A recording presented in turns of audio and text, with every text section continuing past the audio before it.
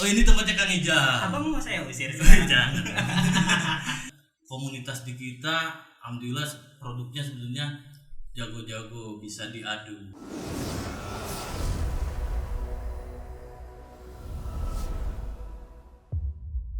Selamat sore Sobat Be Heritage, ketemu lagi sama saya Farid. Kali ini kita akan mewawancarai salah seorang tokoh muda, yaitu Kang Ijal. Siap. Selamat sore Kang Ijal. Sore Bang. Gimana kabarnya? Alhamdulillah Ya, baik. jadi ini adalah YouTube-nya Be Heritage. Be Heritage Gitu, Channel. ya, podcast. Kayak Abang dari kapan di sini? dari tadi sih Kan barusan. ini tempat saya Bang. Oh gitu. Kenapa Abang yang jadi bawa acara? Oh, ini tempatnya Kang Ijal. Abang mau saya usir Jangan. Siap Jadi, Bang. kenapa gitu ya? Karena keren banget ini. Keren Oke. banget ya kan, biasanya saya tuh lihatnya tuh di YouTube gitu ya. Ya. Punyanya artis ternama kayak Deddy Corbuzier gitu, Betul. kayak gitu. Dan ternyata sekarang ada gitu. Dan Di Abang bisa Tanzania. duduk langsung di sini ya. Oh, iya benar. Ayo pulang Bang Ya yuk. udah.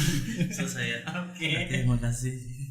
Oke, cek 1 2 3. Assalamualaikum warahmatullahi wabarakatuh. Halo teman-teman, ketemu lagi dengan saya Rizal di channel kesayangan kita semua, Be Heritage Channel. Kali ini kita kedatangan tamu yang istimewa, salah satu pemuda yang punya perhatian lebih terhadap dunia pariwisata. Selain itu juga memang beliau adalah bagian dari pemerintah yang punya cita-cita besar memajukan dunia wisata khususnya di Kabupaten Lebak. Langsung aja kali ya kita sapa. Halo Bang Farid. Halo Kang Ijal. Apa kabar Bang? Sehat, alhamdulillah. Tetap kita jaga kesehatan ya di masa pandemi. Harus Bang. Informasi terakhir tuh ada sekitar berapa Bang yang terkonfirmasi positif di Lebak? Ya, Kang Ijal, pekan-pekan ini dampak COVID di Lebak sangat signifikan sekali. Sekarang sudah sekitar 86. 86. Iya, apalagi minggu sekarang itu cukup signifikan sekali kenaikannya dari angka 55 sampai 86. Jadi tetap siapapun kita tetap berkarya, tetapi patuhi protokol kesehatan COVID. Oke, Itu kan artinya intinya. pemerintah sudah berusaha semaksimal mungkin dan perlu juga kesadaran dari masyarakat. Betul, karena harus dibarengi semangat semuanya. Oke, Gitu. Kayak siap, kita juga Bang. kan sekarang jaga jarak tetap ya. Bang sendiri juga kan ya kalau boleh dibilang pejabat begitu Bang. Pejabat Pejabat, ya di lingkungan dinas pariwisata. Dan waduh, saya sebenarnya agak canggung dan agak deg-degan juga ini hadap-hadapan sama pejabat ya Bang. Enggak harus begitu kan, karena sebetulnya ketika kita di pemerintah, kita kan pada dasarnya adalah melayani masyarakat gitu. Jadi saya deg-degan nih sama Kang Ijal. Tapi sebelumnya makasih banget tuh di awal tuh ada pemuda yang care sama pariwisata katanya. Oke. Itu kayaknya baru Kang Ijal deh yang bisa pemuda. Siap Bang. Oke Bang, langsung aja kali. Oke. Ya seperti kita tahu bahwa salah satu visi atau cita-cita besar bupati kita Ibu Iti Oktavia Jayabaya itu pada saat 2018 beliau mendengungkan persoalan pariwisata. Betul. Gitu. Artinya kan kalau kita berbicara pariwisata ini tidak sesimpel ada tempat wisata kemudian dikunjungi gitu aja. Betul. Enggak kan Bang ya? Nah, di antara itu juga kan ada ya beberapa ide-ide yang cantik dan inovatif saya Betul. rasa, terutama dari dinas pariwisataan itu sendiri. Nah, saya sih ingin tahu dulu nih gimana sih pariwisata dalam kacamata Abang selaku bagian dari pemerintah yang berusaha mewujudkan cita-cita besar itu. Sok Bang. Nah, betul sekali. Bahwa 2019 sampai 2024 di kepemimpinan Ibu Bupati Ibu Haja Iti Oktavia Jayabaya bahwa Lebak bercita-cita menjadi satu tempat wisata unggulan nasional dengan berbasiskan potensi lokal. Nah, kenapa harus pariwisata? Karena Lebak ini yang mempunyai banyak sekali potensi pariwisata, dari unsur budaya, keindahan alam, kemudian adat istiadat, kemudian produk lokal yang itu sangat dicari sekali oleh wisatawan. Dan pariwisata misal manfaatnya untuk satu daerah ketika daerah itu ramai dikunjungi oleh wisatawan. Artinya kan pariwisata ini kan mempunyai efek domino dalam peningkatan devisa ke satu daerah. Betul. Jadi ketika tempat wisata ramai, bukan cuma yang punya tempat wisatanya aja tuh yang mendapatkan penghasilan, tetapi yang di sekelilingnya juga bisa merasakannya.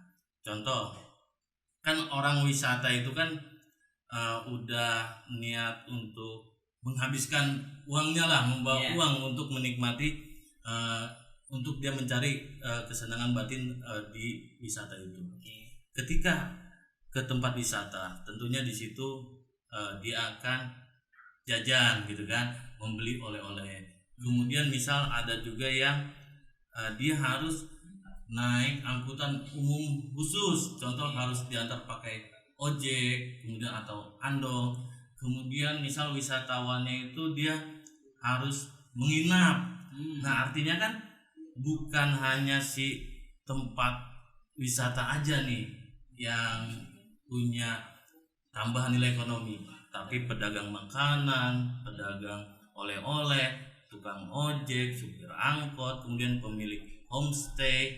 Nah, artinya pariwisata, kemudian ada pemandu wisata juga, agent travel di situ. Artinya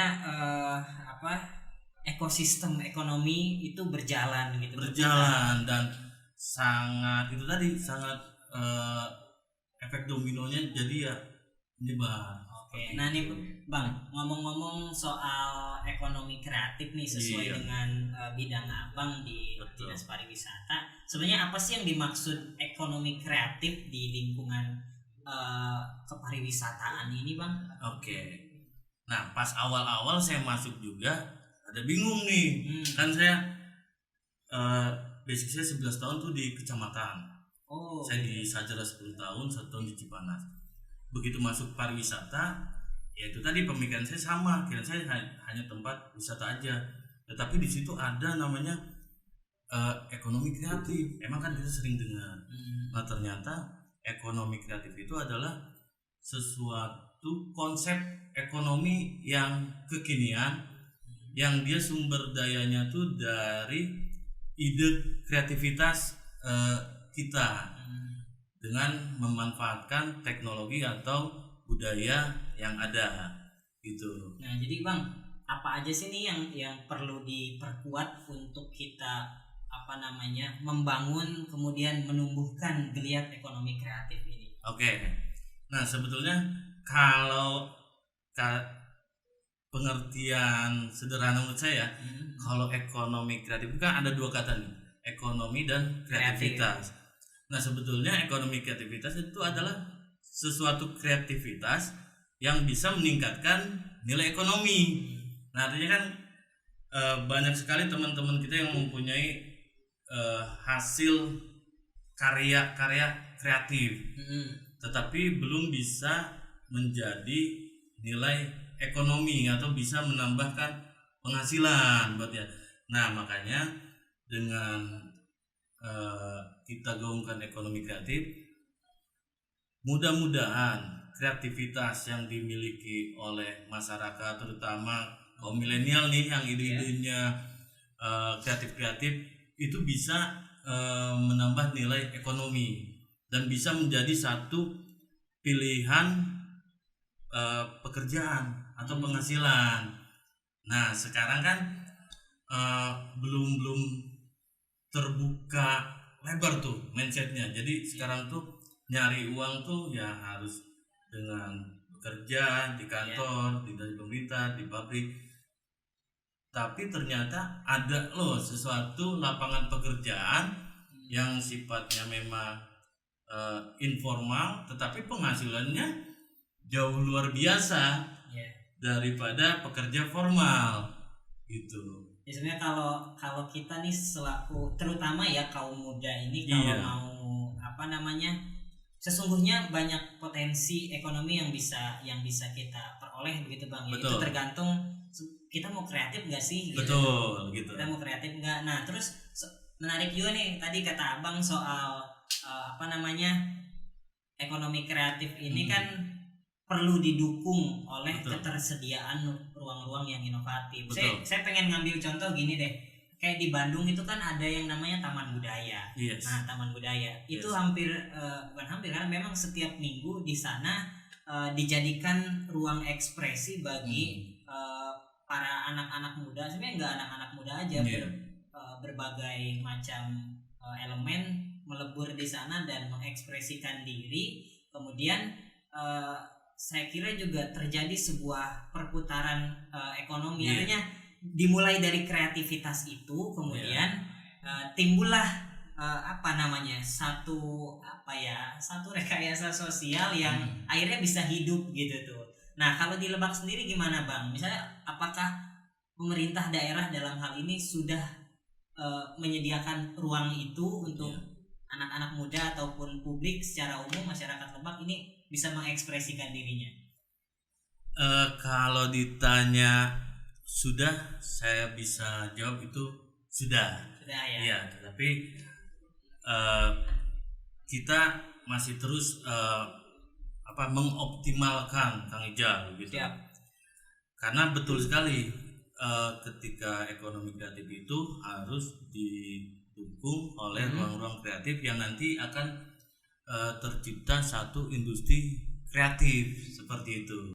Contohnya kayak di Lebak, kita sudah ada beberapa tempat komunitas yang bisa menjadi ruang ekspresi kreatif dan bisa juga untuk menambah nilai keekonomian gitu ya. Seperti misal kalau tidak ada masa pandemi, biasa kita di malam minggu itu ada namanya malam minggu bareng komunitas. Itu tempatnya di Gor Ona. Oh iya, MMBK itu MMBK. ya. Okay. Kemudian juga ada ruang Plaza Lebak tuh yang di situ bisa menjadi showcase para pelaku yang punya produk ekraf seperti ya, itu. Oh iya nih, ngomong-ngomong MMBK itu saya tahu itu operatornya tuh. Siapa tuh? Namanya biar orang-orang sih biasa manggilnya Agus Robot ya. Agus Robot, Agus ya. Robot, karena emang orangnya hampir nggak pernah tidur gitu. Jadi kalau orang kerja tuh 24 jam, dia 26 jam 26 gitu. jam. Emang kayak robot Iya. emang. Terus kalau nggak salah dia juga yang bikin logo Lebak Unik ya. Betul. Pemenang logo Lebak Unik. Emang tuh orang. Iya, karena dia salah satu pelaku ekraf yang ada di Lebak gitu. Saking kreatifnya ya semua dia di Waduh. Saking kreatifnya. Iya, Nah, dia murid Bang, dalam. saya pengen nyinggung satu hal yang beberapa waktu lalu sempat memanas lah, hangat, cenderung memanas. Ini persoalan Baduy itu yang kemarin kan sempat rame-rame tuh ya. Sempat rame-rame. Nah, maksudnya kok kayaknya orang dengan mudahnya bisa mengklaim diri bahwa saya paling tahu loh soal Baduy misalkan ya, soal itu. Nah, apa ada usulan nggak misalkan atau ada rencana dari pemerintah gitu tuh bikin kayak semacam PIC gitu Baduy ataupun wisata-wisata budaya yang lainnya. Sebenarnya ini memang sudah disinggung ya sama salah satu pendamping masyarakat Baduy itu Kang Uday Suwada. Oh iya, Kang Uday Suwada, salah satunya beliau juga coba mengusulkan itu. Nah, kira-kira menurut pandangan Abang sendiri perlu nggak sih adanya PIC itu? Ya, jadi kalau untuk Baduy sebelumnya kita bantu share juga ke masyarakat bahwa sebetulnya yang kemarin diinginkan untuk masyarakat Baduy adalah penyebutan orang datang ke Baduy itu bukan berwisata, Oke. tetapi sabah. Sabah ya, Karena nyaba. sabah itu nyaba, Nyaba. bersilaturahmi, bertamu. Artinya kan jangan sampai yang kemarin itu menganggap bahwa Baduy tidak ingin dikunjungi. Yeah. Tidak, mereka tetap sangat menerima siapapun yang datang. Nah, artinya kan kalau sabah itu artinya kan lebih nilainya tuh lebih dalam daripada sekedar berwisata. Lebih filosofis. Iya, gitu. karena kalau kita berwisata, misal kita ke satu tempat, kita menikmati pemandangan di situ, misal kita bayar, kita nggak kenal sama orang di situ juga nggak masalah. Oke. Tetapi kalau nyapa, kita datang ke situ, misalnya kita ada dialog, kemudian ada silaturahmi, jadi terjalin satu kedekatan emosional seperti itu. Jadi itu yang diinginkan oleh teman-teman masyarakat di Baduy. Jadi tidak hanya sekedar berwisata menikmati, tapi ya tidak ada interaksi sosial. Betul. Nah, kembali lagi tadi ke soal TSC, Pusat Informasi Center tentang Baduy gitu ya. Nah, sebetulnya itu juga sedang digagas oleh Dinas Pariwisata, termasuk juga betul sekali tuh sama Kang Uday, kemudian juga ada Pak Tono, kemudian tokoh-tokoh yang care sama Baduy, kita bareng-bareng bagaimana nih membuat atau menjadikan satu tempat ketika orang bertanya tentang Baduy, nih kesini nih tempatnya. Kemudian atau mungkin orang ingin berkunjung ke Baduy, nih kesini tempatnya. Jadi itu di satu tempat, dan itu sedang dalam proses, dan mudah-mudahan progresnya tidak lama lagi, jadi tidak membuat kesimpang siuran. Jadi tadi itu sebenarnya bagaimana sebenarnya Baduy itu jadi ya satu pusat informasi di situ gitu kan. Mantap. Kemudian saya pengen nanya persoalan yang mendasar sebenarnya sih Bang. Oke. Soal ini berat pertanyaannya. Tadi yang hangat, kemudian yang sensitif, sekarang yang mendasar. mendasar. Jadi emang kita acak gitu Bang. Oke, boleh. Kita acak. Nah, soal keterlibatan masyarakat sendiri Bang dalam proses pembangunan kepariwisataan di Lebak. Betul. Ini sudah seintens apa gitu. Artinya peran serta masyarakat untuk bisa guyup ataupun terlibat secara langsung dalam dunia wisata ini gimana sih gitu tuh. Karena saya sih kadang-kadang misalnya begini nih Bang, berkunjung ke satu tempat wisata di Lebak, kadang-kadang juga miris ngelihat loh kok ini belum sistemik gitu. Sistem ini belum benar-benar tercipta dengan rapi gitu. Nah, ini gimana Pak? Nah, ini justru yang menarik ketika kita menceritakan pariwisata di awal dengan kondisi yang sekarang. Betul.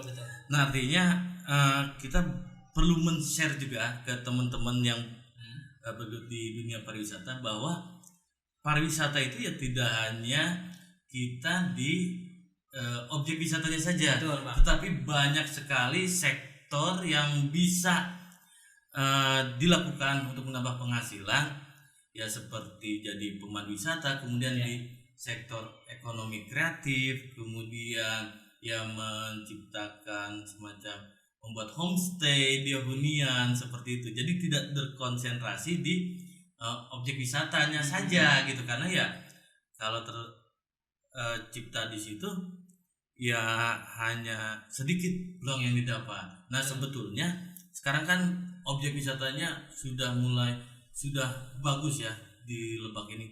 Itu masih banyak sekali potensi-potensi atau peluang-peluang nih yang sebetulnya bisa banget dimanfaatin nih sama masyarakat. Contohnya di Ekraf saja ya. Di Ekraf itu contoh kita main di kuliner itu kan kita bisa menjajakan satu produk khas yang di tempat sekitar dengan sentuhan inovasi. Artinya itu bisa jadi oleh-oleh. Kemudian dari sisi krianya itu kan bisa bikin souvenir seperti itu. Satu lagi nih Bang ya, sorry banget nih Bang, kita banyak nanya nih. Iya nih. Satu lagi aja nih Bang. Nanya Bang.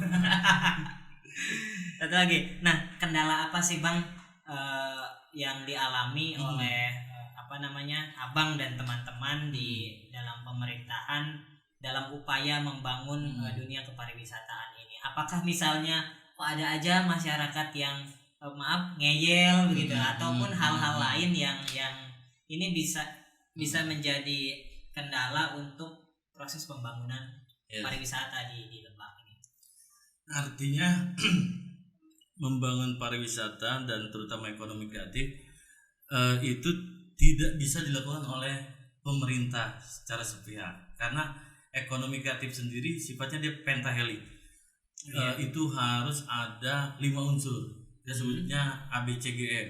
Di situ ada akademisinya, kemudian ada bisnismennya, kemudian ada komunitasnya, di sini masyarakat, kemudian baru ada government, pemerintah, dan ada media. Jadi sekarang, dan itu yang sedang kita upayakan, kita jalin terus sinergitas antara kelima unsur tersebut. Jadi seperti Ekraf nih, ketika saya misal harus hanya orang dinas pariwisata saja mengembangkan ekonomi kreatif di Kabupaten Lebak yang segini luasnya kan, itu ya akan sangat sulit berkembangnya. Tapi kita harus merangkul teman-teman komunitas gitu, dan komunitas di kita alhamdulillah produknya sebenarnya jago-jago, bisa diadu gitu. Terutama kita untuk Ekraf ini punya 2 unggulan yang potensi lokal banget punya Lebak. Apa tuh Bang? Yang pertama kita punya aren. Aren. Kan kalau nggak salah kemarin kesini tuh jagoannya tuh Kang Andi Arenkula. Kemudian kita punya juga bambu. Jadi aren dan bambu yang hasil Lebak itu menurut penelitian itu kualitasnya terbaik. Itu ada di Lebak ya? Itu di Lebak. Artinya kan visinya membangun pariwisata berbasis potensi lokal. Itu dari aren dan bambu, belum lagi potensi yang lain. Nah, mudah-mudahan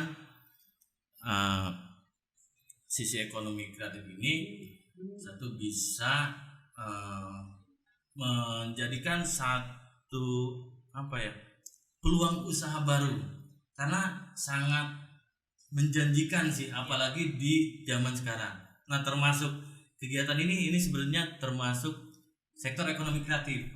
Jadi banyak banget undang-undang Ekraf yang terbaru 2019 itu ada 16 sektor usaha ekonomi kreatif, dan direvisi sekarang ada 17 sektor ekonomi kreatif. Itu kalau kita bahas satu-satu bisa ya setelah episode berikutnya. Nanti kita ketemu lagi Bang, kita bahas lebih terperinci. Terakhir Bang, sorry Bang, terakhir harapan Abang terhadap pembangunan dunia pariwisata di Lebak ini gimana sih Bang? Abang punya harapan gitu, gue pengen banget nih dalam waktu yang sesingkat mungkin misalnya ini harus bisa. Nah, harapannya itu mari sama-sama kita bersinergitas membangun pariwisata di Kabupaten Lebak. Karena kenapa? Sebenarnya Lebak itu potensinya hampir paripurna.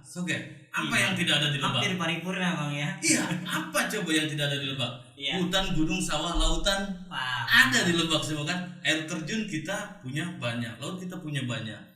Kemudian wisata alam kita punya banyak.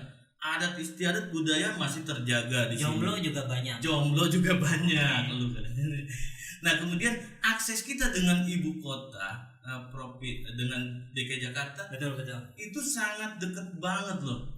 Coba kan sekarang KRL berapa ke Jakarta? 8.000 kan? 8.000 udah nyampe di sini. Artinya peluang untuk Lebak menjadi daerah pariwisata nasional itu sebetulnya sangat cukup. Kita harus bisa optimis. Artinya itu tadi, harus bersama-sama sinergitas, kita nawa itu bareng untuk menjadikan Lebak menjadi tempat pariwisata. Karena kalau berbicara pariwisata tidak hanya kita membangun tempat wisatanya saja, tetapi harus juga membangun SDM masyarakatnya yang berwisata dan bersabda pesona. Gitu. Mantap, keren banget Bang Farid. Oke Bang, sekali lagi kami makasih banget. Oh, ini udah nih, saya masih pengen ditanya. Nanti next time ya. Next time, dengan ya. Abang juga kan Interisti ya, dengar-dengar. Iya dong, Wah, Interisti. Oke, Iya, nanti Bang. ke depan kita bikin segmen khusus buat Abang, kita bahas seputar Inter Milan. Oke, internasional ini Razuri. Bang, makasih banget Bang ya udah. Saya juga makasih, pokoknya acara ini keren banget deh. Sip. Pokoknya mudah-mudahan banyak teman-teman kaum milenial juga bisa bikin acara yang kayak Be Heritage Channel ini. Siap Keren. Bang, next time kita bakal ketemu lagi dengan obrolan yang lebih hangat dan cenderung panas gitu. Nanti kita ngobrolin yang panas-panas ya Bang. Siap. Sukses selalu buat Abang. Terima kasih, sukses juga. Mudah-mudahan buat Rizal. cita-cita besar Abang membangun dunia wisata. Cita-cita kita bersama. Betul, Bersama cita-cita kita teman-teman. bersama ini bisa segera terwujud. Amin. Oke teman-teman, itu tadi obrolan ringan kita dengan Bang Farid, salah satu pejabat di lingkungan Dinas Pariwisata, khususnya di bidang ekonomi kreatif. Mudah-mudahan ini bisa bermanfaat buat kita semua. Informasi-informasi yang tadi semoga bisa menjadi inspirasi ya buat teman-teman untuk lebih inovatif dan kreatif. Oke teman-teman, jangan lupa like, komen, subscribe, dan bagikan. Karena dengan teman-teman melakukan itu semua, teman-teman berarti turut serta membangun peradaban dan kebudayaan di Banten. Oke, next time kita ketemu. Assalamualaikum warahmatullahi wabarakatuh.